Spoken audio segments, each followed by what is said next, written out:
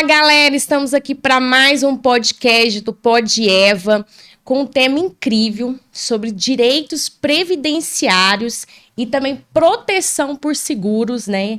Aí a gente sabe que tem imprevistos e acidentes. Hoje estamos com convidados incríveis. Você que acabou de chegar aí, já se inscreve agora no canal e também segue o Pod Eva, @PodEvaOff. Estou aqui com Sara Lisboa, especialista em direito previdenciário, e Marcelo Fernando, meu xará, especialista, consultor da Prudential, né, de seguros.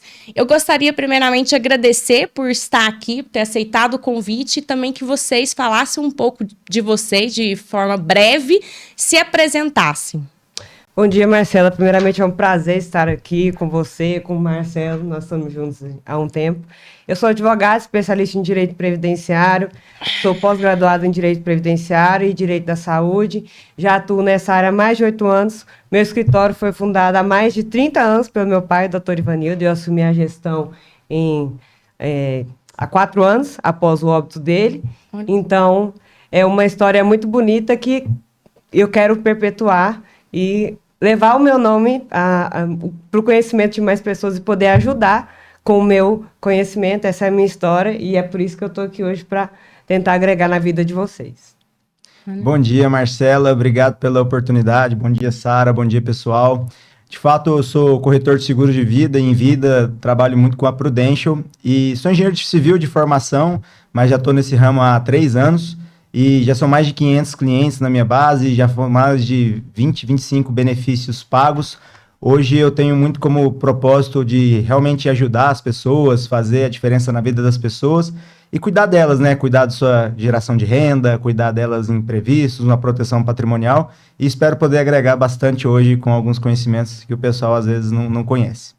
Legal, né? Acidentes acontecem, mas temos que estar preparado para eles, né? Hoje vamos saber mais sobre como estar preparados. Eu vou começar com a Sara falando um pouco sobre quais são os principais benefícios previdenciários disponíveis em caso de acidente. Então, Marcelo, para te responder essa pergunta, eu vou usar um exemplo que é mais fácil da gente visualizar, que é um acidente de moto que acontece, infelizmente, acontece com muita frequência. Marcelo deve saber. O primeiro benefício que eu vou discorrer aqui é o auxílio doença. Vamos supor que uma pessoa está andando de moto, sofre acidente e quebra o braço. Ou, na verdade, quebra o pé. E depois de ter essa fratura, né, se acidenta, não consegue andar, fica impossibilidade de andar por 30 dias, ela está total incapaz para exercer qualquer tipo de atividade. Então, nesse caso, é uma incapacidade total e temporária. Ou seja, possivelmente ela vai voltar a se recuperar e voltar para o trabalho, né? Para exercer as atividades. Então, esse é o auxílio doença, porque ele é temporário. A pessoa pode voltar a exercer a atividade. Agora, vamos supor que nesse mesmo acidente a pessoa fratura a cabeça, né? Tem um dano neurológico e não consegue mais voltar para o ambiente de trabalho. Então, por isso, ela vai receber o quê? O auxílio, a aposentadoria por invalidez, porque ela não vai poder mais exercer nenhuma atividade, vai ficar provavelmente acamada. Agora, vamos supor que é uma pessoa que quebra o braço e tem uma sequela que ela não consegue mais se movimentar, perde a amplitude do braço. E ela ainda consegue trabalhar, mas com uma limitação. Certo? Então, nesse caso, é o auxílio acidente, é uma indenização, ela consegue trabalhar de carteira assinada, mas recebe uma indenização do INSS, em que ela pode continuar exercendo a atividade, mas recebendo essa indenização para complementar a renda dela. Então, são 3 benefícios: auxílio doença, aposentadoria por invalidez e o auxílio acidente.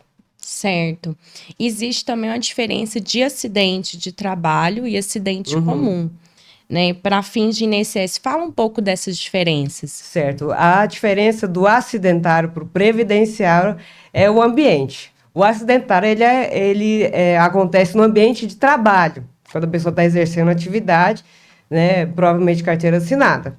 Agora, o previdenciário, ele é de qualquer natureza, acontece em qualquer momento, só que fora desse ambiente de trabalho. Então, a única diferença é a questão do ambiente. E existe também além do acidente, as doenças acidentárias, que elas são que elas são Em decorrência do em trabalho. decorrência do trabalho. Desenvolvida durante no ambiente, de E trabalho. eu tenho um caso no meu escritório, que é um cliente que trabalhava no banco, sofria muita pressão psicológica.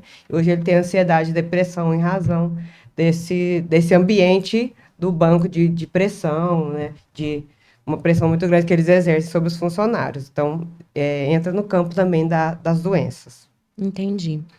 E quais seriam os documentos indispensáveis na hora de solicitar esse benefício acidentário? Certo.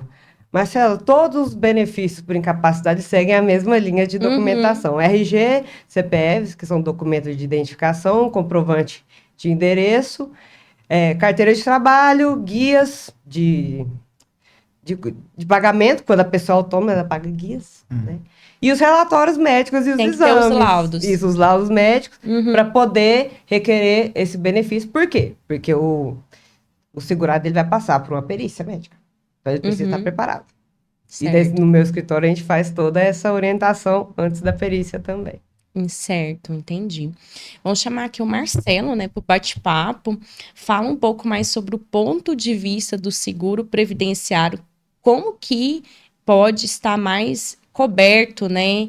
Quais os tipos de acidentes que são geralmente cobertos pelo seguro privado? Perfeito, é uma boa pergunta, porque geralmente as pessoas, Marcela, conhecem o seguro de vida só após morte. E a gente trabalha muito com seguro em vida. E o acidente, ele de fato vem muito de encontro com isso. Então existem uma série de acidentes que podem acontecer, e até acompanhando o raciocínio da Sara, temos tipos de acidentes que causam uma invalidez parcial, de perder às vezes um membro só, um olho, um braço, uma mão, uma invalidez total, né, que seria os 2 membros, parar ali, por exemplo, numa cadeira de rodas, ou acidentes que são temporários, de fato, de às vezes quebrar um braço, quebrar uma perna, ou até situações onde a pessoa precisa ficar, por exemplo, internada em virtude de algum acidente. E para todas essas situações, o seguro entra com um benefício financeiro para justamente manter ali, né, a renda, o padrão de vida da pessoa, mesmo que ela não consiga um afastamento do INSS. A medicina do seguro ela é diferente da medicina do INSS, de fato, que a gente avalia os pontos do acidente ali, da pessoa acidentada, e não correlaciona com o INSS. Independente dela ter ali o auxílio do INSS, o seguro ele pode entrar nessas situações que eu comentei. Sim, existe uma cobertura para invalidez temporária, mas também em caso de morte. Mas existem também outras formas também, até para, por exemplo, assegurar uma pessoa jurídica. Quais outras formas que podem o seguro privado amparar pessoas que queiram ter cobertas por algum imprevisto? Perfeito. A gente falou um pouquinho de acidente, mais relacionado a essa questão do INSS, mas o seguro ele vai cobrir muito em questões de doenças também. Um câncer, um AVC, um infarto. Infelizmente, a nossa sociedade ela está muito doente, né? A gente tem vários históricos de pessoas cada vez mais jovens sofrendo com problemas de câncer, de AVC, infarto mesmo, com pressão no trabalho e tudo mais. Então, o seguro doença, ele também entra para correlacionar com essa parte de acidente. Se a gente for abrir um pouquinho no âmbito empresarial, patrimonial, o seguro ele também pode ser utilizado em questões de sucessão de inventários, né, dar esse tipo de suporte e dar um complemento para as pessoas, às vezes não precisar se desfazer de uma liquidez, de um caixa de giro. No caso também de despesas emergenciais também. Sem dúvida. Quando a gente fala de questões de acidente ou doença, invariavelmente esse profissional ele não vai conseguir mais desenvolver o trabalho, gerar renda, né, conforme ele faz de costume, e talvez ele terá que, por exemplo, se desfazer de algum bem, alguma liquidez, algum recurso, e o seguro ele entra, né, como esse plano B para proteger essa renda, proteger esse patrimônio, dar esse suporte global para essa pessoa. Fala um pouco mais, Marcelo, como que o seguro privado pode ser um complemento pro INSS, porque nem sempre o INSS vai cobrir tudo. Fala um pouco mais sobre isso. Perfeito. A gente, infelizmente, tem alguns pontos negativos do INSS, a Sara está aqui até para fortalecer, que infelizmente o afastamento para o INSS demora. Tem pessoas que às vezes quebram um braço, uma perna, dá a entrada no benefício e vai receber depois que se recuperou. Tá de fato trabalhando novamente, aí sim que vai receber. O seguro, ele tem por característica entregar essa liquidez rápida, imediata. Por exemplo, na Prudential, a gente demora em torno de 3 dias úteis para pagar um benefício. Então, é muito importante que a pessoa que às vezes pode contar com o INSS, tem alguns autônomos que não contribuem, tenha um seguro para, de fato, ter essa proteção suplementar. Por mais que ela, às vezes, forme ali uma reserva de emergência, tenha uma condição de se manter num período de afastamento, o seguro ele pode, de fato, entregar essa liquidez para esses momentos de imprevisto. Sim. Só para complementar essa fala do Marcelo, é uma coisa que acontece com muita frequência no meu escritório. As pessoas, elas passam fome, Marcelo. Isso. Elas passam fome porque o benefício do INSS, às vezes, passa pela perícia, até marcar a perícia, demora por volta de 3 meses, nega a perícia, a gente tem que entrar com processo judicial. Todo mundo sabe que processo judicial não é rápido. Então, elas passam necessidade, alguns até chegam a pedir ajuda a mim, e algumas vezes eu dou essa ajuda, porque a gente se compadece com a situação dos nossos clientes. É bastante complicado. Entendi. Fala um pouco sobre os critérios para uma aposentadoria por invalidez acidentária. Muitas vezes o acidente ele pode, no caso, ser permanente, aquela invalidez. Quais são os critérios para considerar permanente essa invalidez, essa decorrência do acidente? Para ser caracterizada essa invalidez, o que deve ser caracterizado, no caso, o que tem que ser constatado? Que a pessoa ela não tem mais a capacidade para retornar para o mercado de trabalho. Ela sofreu um acidente que foi tão grave que ela não consegue retornar, recuperar. Não pode ser readaptado, nem para a função que ela fazia, e nem qualquer tipo de função. Então, ela realmente teve um quadro de saúde tão grave que incapacita ela totalmente, permanentemente. Alguma perda... Isso, normalmente é algum dano neurológico, ou se não, tetraplegia, nessa linha de pensamento. É um caso grave que não consegue retornar para esse mercado, infelizmente. Como que o segurado comprova que o acidente incapacita permanentemente? Ele precisa de passar por essa perícia. Além dos laudos, ela tem sempre, independente de ser permanente ou não, ele vai ter que passar pela perícia do INSS. Então, Marcela, exatamente. Hoje, para você constatar essa invalidez ou incapacidade, você deve passar por uma perícia médica do INSS. Existem os peritos técnicos que estão lá para atender os segurados, e aí, nesse momento da perícia, eles aprovam ou desaprovam o requerimento. E lá eles decidem se vai ser ou auxílio-doença, ou aposentadoria por invalidez, ou auxílio-acidente. É nesse momento que o INSS decide qual será o benefício também. Porque tem muita gente assim, doutora, eu estou recebendo auxílio-doença, eu quero que você pede aposentadoria para mim, doutora. Eu falei, não, mas não tem como. Você vai passar pela perícia, nessa perícia que o perito vai decidir, então não tem como. E aí acontece muitas vezes do INSS negar. E aí nós temos que entrar com o processo judicial. No processo judicial acontecerá outra perícia. Perícia judicial. Essa perícia, ela está ligada ao juízo, e é um perito ligado à justiça, não é mais do INSS. Mas se for concedido naquele momento, a pessoa vai receber desde a entrada do requerimento administrativo. Entendi. Então, a princípio, é um processo administrativo, perante ao INSS. Aí, se for negado, vocês vão para a via judicial, que aí vai demorar mais ainda. Exatamente. Como que é o prazo para vocês conseguirem essa indenização, esse benefício acidentário pelo INSS? E quando vai para a via judicial, esse prazo se estende significativamente? Qual que é esse prazo? Então, Marcela, boa pergunta. Porque tem muita gente que chega, doutora, mas quando que vai demorar? Eu falo, olha, eu não posso te garantir, mas pela nossa experiência, a gente pode dar um prazo, mais ou menos, porque a Justiça Federal corre mais rápido que a Justiça Comum. Então, demora por volta de 1 ano, 1 ano e meio, mas assim, como a Justiça Federal ela é um juizado, o juizado corre mais rápido. Então, por volta de 1 ano, a gente já Isso na consegue justiça, ter. no Na judiciário. justiça. Mas você entende que é um No tempo processo grande? é grande, mas É. no processo pela Previdência, no INSS, já Aham. é um período menor, 2, Isso, 3 isso, meses. por volta de 2 a 3 meses. Isso quando não remarcam a perícia. Aí marcou lá para fevereiro. E aí a gente faz a instrução do cliente, conversa, aí o segurado chega lá e joga, o INSS joga a perícia para frente. Aconteceu no início desse ano, gente que era para ter a perícia de fevereiro agora que está sendo realizada. Então não dá para... É igual o Marcelo falou, não dá para contar com o INSS. Então muita gente passa necessidade mesmo. É uma situação Entendi. bastante Bem difícil. complicado. Exatamente. Vamos falar um pouco sobre a questão do acidente durante o trajeto do trabalho. Inclusive, aconteceu um caso com um funcionário que estava indo se deslocar para a fazenda do Gustavo Lima e sofreu um acidente de bicicleta. Nossa. Que parece que ele foi a óbito, faleceu. Nossa. Mas suponhamos que ele tenha só sofrido um acidente.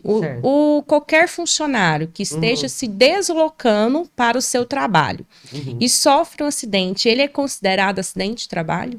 Interessante essa pergunta, Marcela, porque quando eu ingressei no direito, eu fiz a prova do AB e na segunda fase eu escolhi direito de trabalho.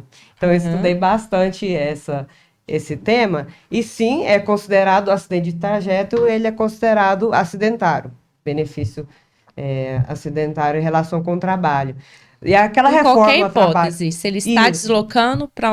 tanto indo quanto voltando. Quanto voltando. Né? Mas a reforma trabalhista, não sei se vocês vão lembrar, teve um alvoroço na época da reforma, porque a reforma sempre vem para piorar, dificilmente para melhorar. Teve a reforma da Previdência também, que veio para tirar alguns direitos. E por um período de aproximadamente um ano, não foi considerado mais. Mudaram a lei por conta da medida provisória. Mas, no final de 2020, voltaram atrás, direito é assim. Você acha que sabe, 5 meses depois você já não sabe mais nada, porque a lei vai mudando. Muda, né? Mas, Marcela, hoje sim. Hoje o acidente de trajeto ainda é considerado acidentário. Então houve um período em que foi retirado esse direito e depois voltaram com esse posicionamento. Sim, só por um período, aproximadamente um ano. Coisas do direito. Coisas do direito. Manda, desmanda e obedece quem quer. Mas hoje a lei é favorável nesse sentido. Vamos trazer também o Marcelo aqui para falar um pouco da invalidez total no seguro de vida privado. Quais são os benefícios, né, o plus, o a mais que pode estar oferecendo nesse caso? Foi bom você trazer essa comparação, né, dessa delonga, né, os documentos que são necessários. Via de regra para o seguro, a ideia é não burocratizar. Então, o fato aconteceu, foi comprovado, o médico detectou lá que realmente o cliente, o segurado, perdeu a mobilidade de um membro, de 2 membros, se fraturou, né? Então, não tem o que ver, sabe? Não tem o que levar para outras esferas. Aconteceu, a seguradora entrega liquidez, grana, recurso financeiro mesmo. Quantos dias você fala 15 dias já? Bom, quantos dias eles já teriam a possibilidade de ter esse recurso em mãos? Varia muito de caso a caso. Os benefícios mais simples, como cirurgias, fraturas, de 3 dias úteis, esse recurso ele já consegue estar na mão. A questão da invalidez, talvez por passar por uma avaliação médica um pouco mais específica, mas não demora mais de 30 dias. Então, porque o cara perdeu a mobilidade de uma mão, né? Não tem como fingir, ou não tem o que avaliar mais, né? Perdeu, acabou... O benefício ele é disponibilizado, então costuma ser muito rápido e é o amparo que você tem a mais, né? Beleza, se o INSS vir é um plus, o seguro você vai ter a certeza que você vai poder contar com ele. Sim, e me fala um pouco também do papel das coberturas adicionais com relação às diárias de internação, assistência médica, como que funciona? Uma boa pergunta. Trazendo lá para aquela comparação do início, né, a gente tem o seguro de vida, que caso essa pessoa venha a faltar, vai deixar ali um recurso para a família, e o seguro em vida, ele pode ser dividido em auxílio ou benefício por doenças graves, internações, cirurgias, tratamentos fraturas, também, medicamentos. Na verdade, tem essa parte também. A ideia, na verdade, Marcela, é que desenvolvido uma doença grave, se a pessoa às vezes acabou se internando para se recuperar de um acidente ou até mesmo um problema de saúde, seja uma infecção urinária, uma infecção alimentar, ou às vezes uma questão de uma doença mais grave para o tratamento, a seguradora vai entregar de recurso financeiro para que a pessoa mantenha o seu padrão de vida. Então esse dinheiro, ele é colocado na poupança, né, na conta corrente do cliente, e o cliente tem a liberdade de fazer o que ele quiser. Se ele quiser pegar esse recurso para comprar medicamento, para, por exemplo, buscar ali um tratamento alternativo, um médico especialista que às vezes o plano, o SUS não vai dar esse amparo, ele tem essa tranquilidade de usar o recurso da seguradora para buscar uma melhor condição, um melhor tratamento para ele. Sim. Basicamente isso aí, né, respondendo essa parte de internação, internado, via de regra, o SUS, o plano de saúde, cobre a internação. Só que água, energia, boleto, condomínio, cartão de crédito não para de vir, né? A vida continua acontecendo. Então, esse dinheiro da seguradora vem para, de fato, trazer uma tranquilidade e um equilíbrio para a pessoa no momento onde ela não está gerando renda. E é bom saber, Marcela e Marcelo, que eu fechei recentemente um seguro de vida com a Prudential, inclusive. Então, todas essas não informações... Não foi comigo, hein, mas tudo bem. Calma. Mas... eu não conheci ele ainda. Então, essas informações são de extrema importância para mim, Marcelo. Bom saber. Com relação ao seguro em vida, também existe a possibilidade, no caso de amparar doenças, né? A pessoa faz um seguro em vida no caso de ser acometida de algum tipo de doença. E poderia estar incluído algum tipo de doença mais rara, alguma coisa assim, um tratamento mais caro? Me fala sobre isso. É uma excelente pergunta.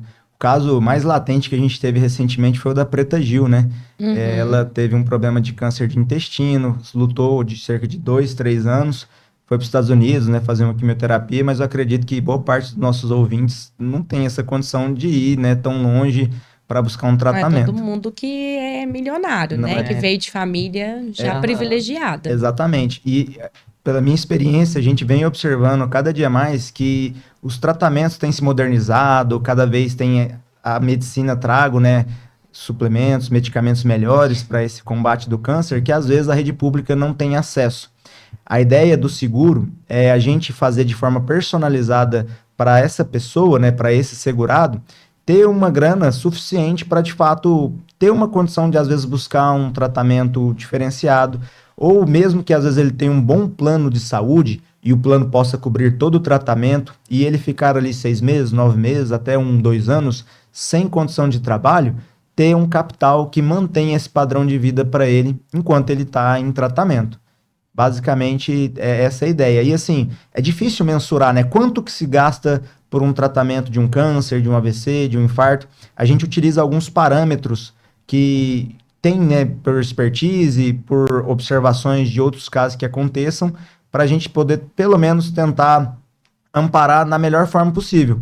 Às vezes, o cara pode escolher... Pelo menos a pessoa ali ter um pouco mais de dignidade nesse momento também de doença, de tratamento, né? Excelente colocação, Marcelo. Nem sempre tendo os maiores recursos, a pessoa vai conseguir ainda sobreviver, como aconteceu no caso da Preta Gil, Steve Jobs. Ter dinheiro não te garante que você vai viver.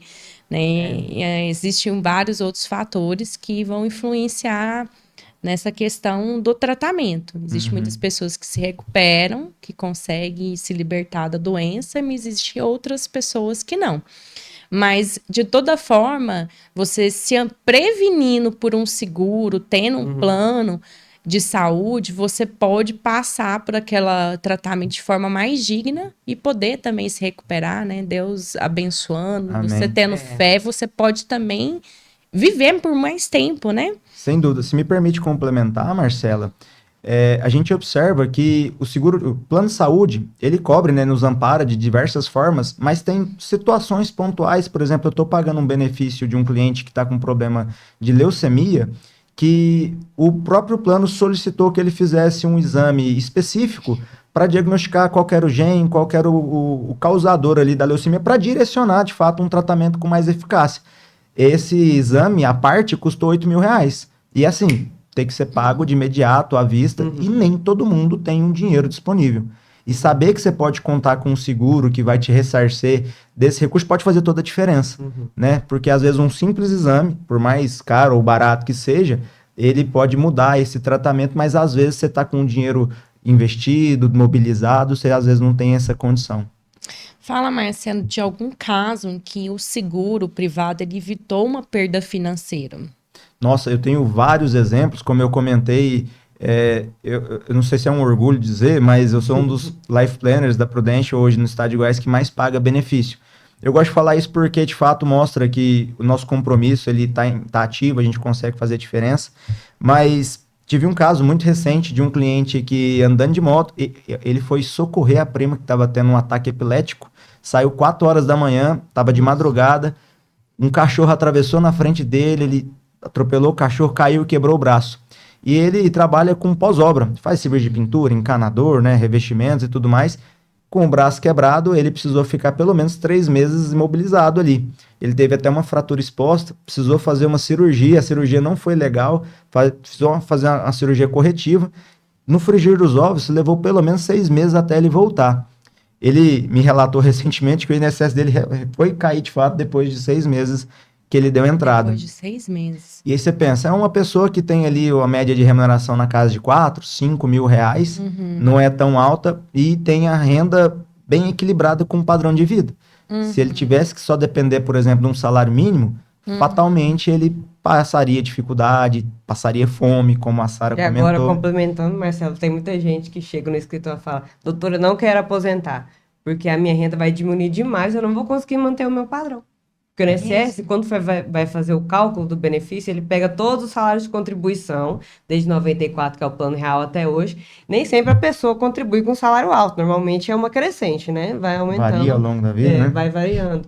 Né? E aí, quando a pessoa vai aposentar, e com essas regras, né, depois da reforma, que diminuem o valor do benefício, às vezes a pessoa não sobrevive. Ela chega lá, nossa, doutor, eu não quero aposentar, porque eu sei que se eu aposentar, eu vou receber menos. Mas ao mesmo tempo eu estou com uma doença grave. Então, é uma situação que realmente é complicado. E muitos não pensam em fazer uma aposentadoria complementar, né? Isso, a aposentadoria complementar privada. Seria uma opção da pessoa não perder o padrão de vida. Mas a maioria dos nossos clientes também não tem condições de fazer, por conta do pagamento.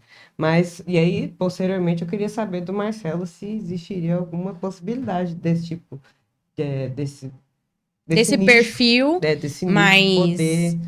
mais assalariado, né? Assim, menor condição financeira, consegue estar fazendo uma previdência privada complementar? É possível, Marcelo? Seguro de vida? Sim, é possível. O seguro de vida, a gente trata ele como uma ferramenta personalizada.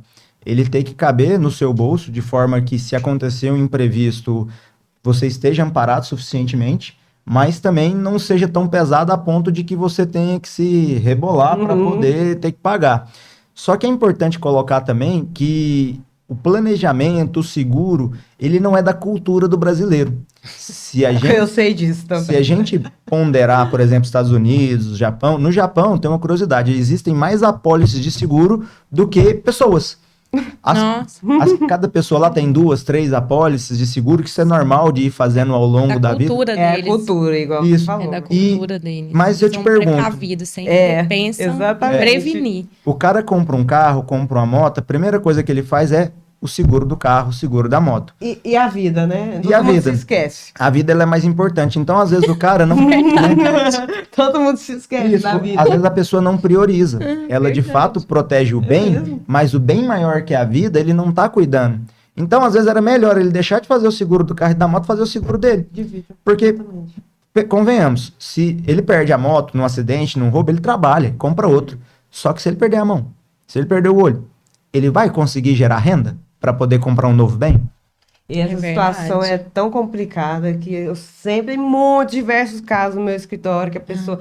E eu quero perguntar para vocês, agora uma curiosidade. Vocês sabem quanto tempo de contribuição alguém tem que ter hoje para aposentar por idade? Ninguém sabe, né? Essa matemática aí deve ser 35, eu acho que é o que eu tenho na minha cabeça. 35. Mulher 15, homem 20.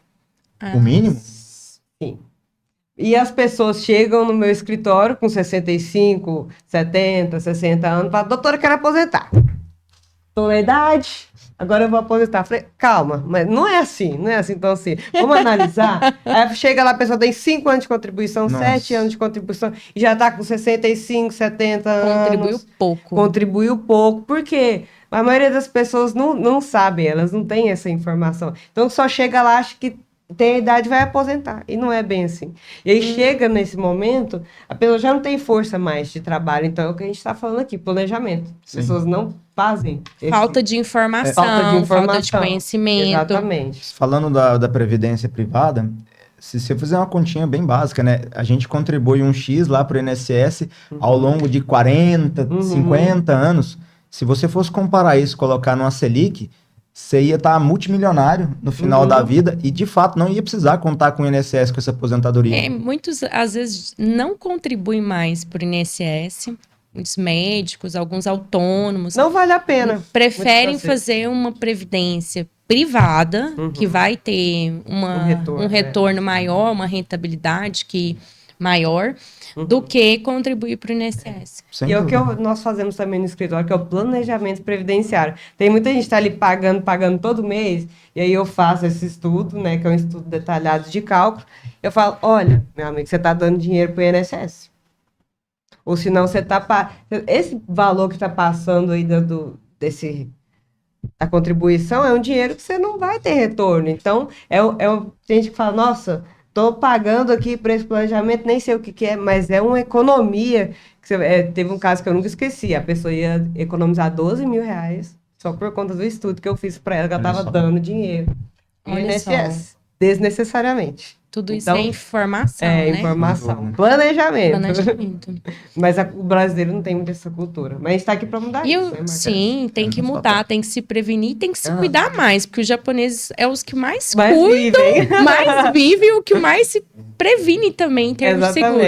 Eles são os que mais cuidam da saúde, né? Eles têm uma longevidade enorme e mesmo assim se preocupam em estar amparados em caso de algum imprevisto. Exatamente. Né? É porque é mais inteligente, sabe, Marcela? Porque se você precisasse gastar 100 mil para um tratamento, você ia preferir tirar isso da sua poupança, vender um carro, fazer um empréstimo, ou contar com um seguro que vai poder te fornecer esse dinheiro, sendo tendo que pagar uma parcela muito menor do que isso? Então, é uma questão de inteligência mesmo, sabe? Isso. É inteligência, é um planejamento mesmo de vida, né? De você estar despreocupado, estar amparado. Perfeito. Fala um pouco, Sara, no caso, quando o benefício do INSS pode ser acumulado com indenizações de seguro. Existem hipóteses de limites legais de conflito que não pode as duas coisas. Por exemplo, a aposentadoria por invalidez e também, no caso, um seguro por invalidez. É possível? Quando é possível e quando existe conflito? Então, Marcelo, interessante essa pergunta, que linka muito com o meu amigo Marcelo. Em relação a esse conflito. Não existe conflito nenhum entre INSS e seguro de vida, mas uma coisa que ninguém, às vezes, presta muita atenção, que o INSS ele também é um seguro de vida. Só que ele é um seguro de vida obrigatório. Você é obrigado a pagar porque ele é um seguro do governo. Então, assim que você assina a sua carteira, ou você paga alguma guia, você está contribuindo para um seguro, que é o seguro INSS, que é o seguro do governo. Então, você é um seguro obrigatório. O seguro do meu amigo Marcelo, da Prudential, ele é um seguro privado. Então, não existe nenhuma conflito entre as duas esferas. Né? E quando vai ser possível acumular as duas? Você receber das duas formas? Sempre. Em todas as hipóteses? Sempre, todas as hipóteses. Porque são esferas diferentes. Uma é pública, a outra é privada. Nenhuma impede a outra. Isso. Agora, dentro do INSS existe esse conflito. Você não pode receber a aposentadoria por invalidez acumulado com auxílio-doença, ou é aposentadoria, ou é o auxílio-doença, ou é o auxílio-acidente. Então, um dos 3 benefícios por incapacidade. Vai configurar pelo mesmo fato. Pelo mesmo fato gerador, vão existir 3 benefícios possíveis. Agora, se forem fatos geradores diferentes, você pode acumular benefícios. Entendi. Eu tenho um caso no escritório. Mas pelo mesmo fato, vai ter que enquadrar em algum dos dos três. Isso. Ah, sim. Eu agora tenho uma dúvida. Pode acontecer da pessoa, às vezes, se aposentar por idade e continuar trabalhando. Sim. E ela está aposentada, está trabalhando e sofre um acidente. Ela pode acumular, então, essa aposentadoria, por exemplo, uma invalidez? Não tem problema. Não pode. Aconteceu recentemente também no meu escritório. Então, se aposentou, não se machuque.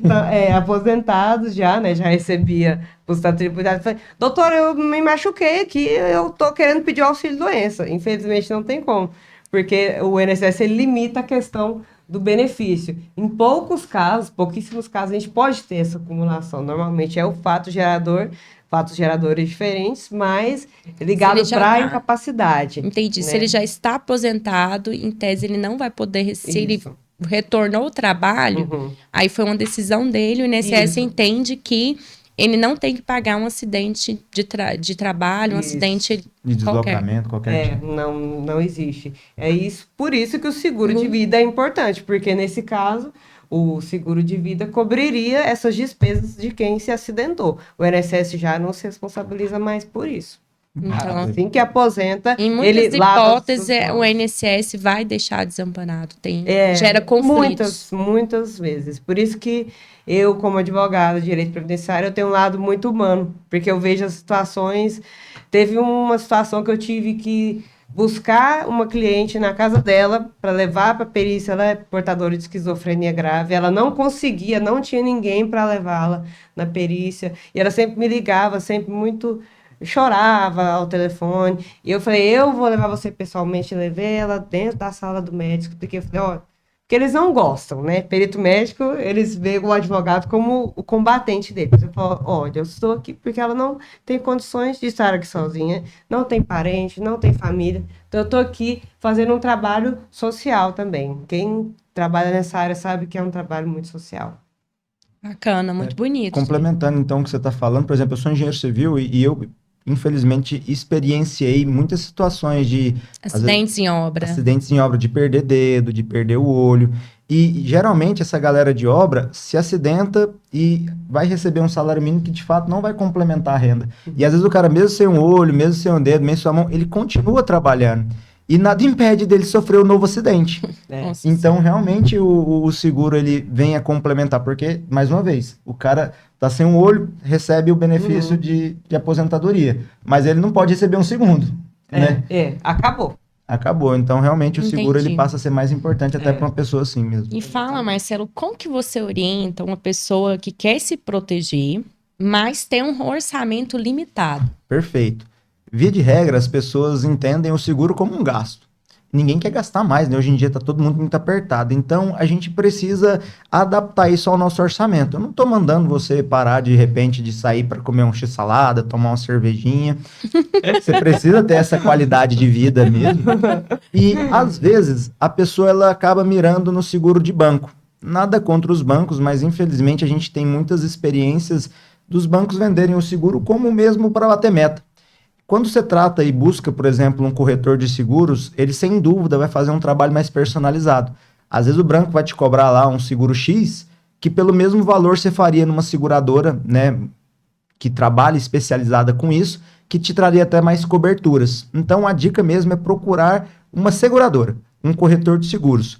Eu até pergunto, né, você trabalha no ramo imobiliário, se eu quiser comprar uma casa, eu vou sair ligando de porta em porta ou eu vou falar com um corretor de imóveis? Sim. Se eu tenho um problema de coração, eu vou procurar o médico clínico ou vou procurar o cardio? Agora, se eu quero fazer um seguro de vida, eu procuro o gerente do banco ou eu procuro um corretor de seguros? Sim, com certeza. Então, a ideia é buscar o especialista até que vai poder entregar. fazer algo mais personalizado, que faz mais sentido para aquele perfil de cliente, né? E é bom entender também que o seguro, ele não é fixo, ele não é travado. O nosso papel de corretor, de life planner, é acompanhar o cliente ao longo da vida. Então, eu tenho vários clientes que, por exemplo, faziam um seguro simplesmente em vida, ali no começo de vida, casou, virou pai e agora se preocupa com a morte.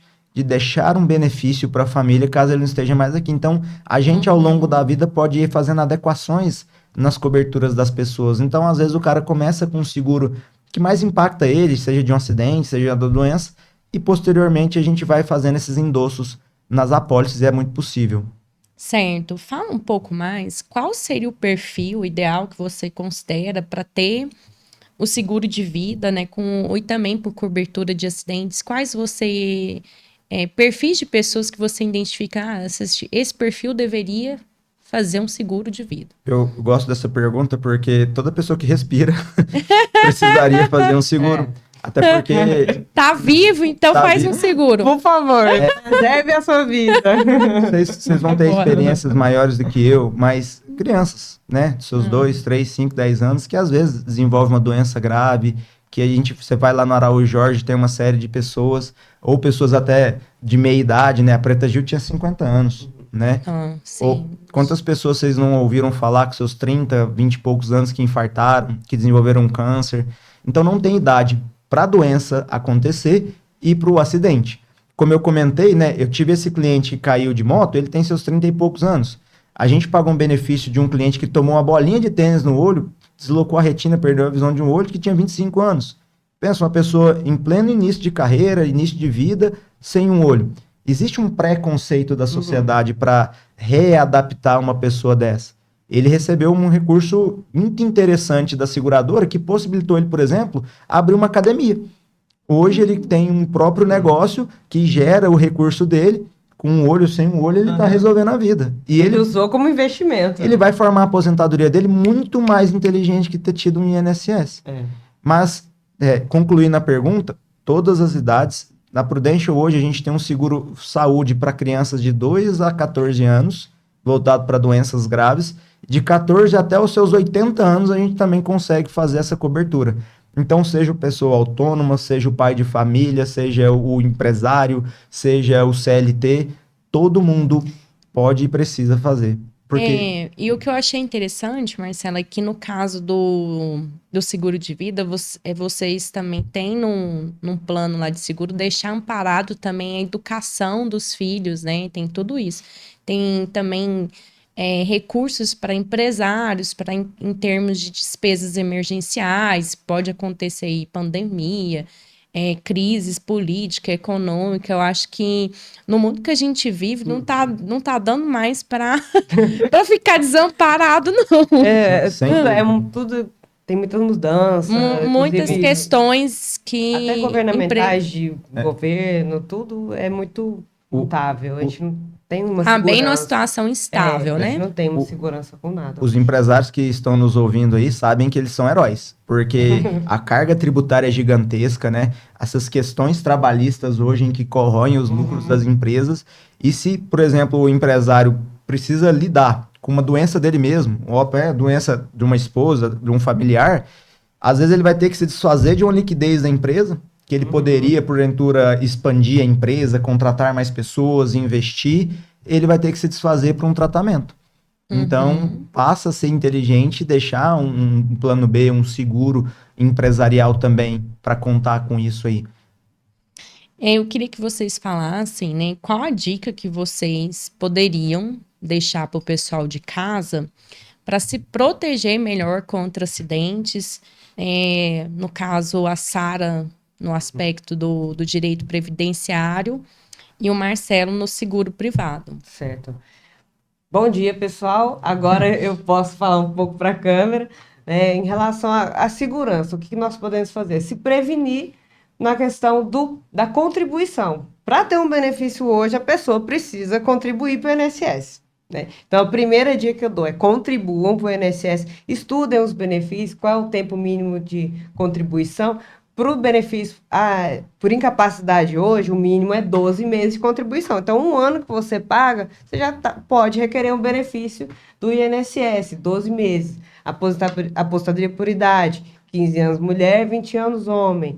Então, estudem essas contribuições, façam as contribuições. Doutora, mas eu não trabalho de carteira assinada. Paga a guia de autônomo. Existe a guia para pagamento de autônomo, guia para quem é empresário. Então, a maior prevenção hoje para utilizar um benefício do INSS ser contemplado por um benefício seria o pagamento da contribuição. E, claro, né, entre outros aspectos de inteligência. Não se colocar em situações de risco, e isso entra aí no seguro de vida.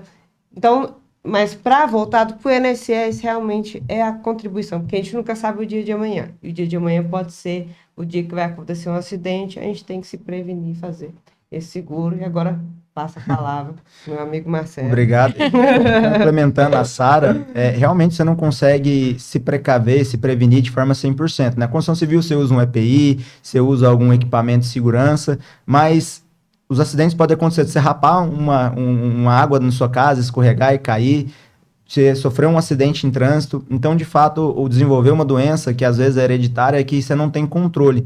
Então, de fato, a forma mais inteligente mesmo seria contratar um seguro e absorver isso como um investimento que, se acontecer, você vai estar amparado. Se não acontecer, existem mecanismos que você pode até ter um tipo de resgate nesse seguro e parte dele retornar para você.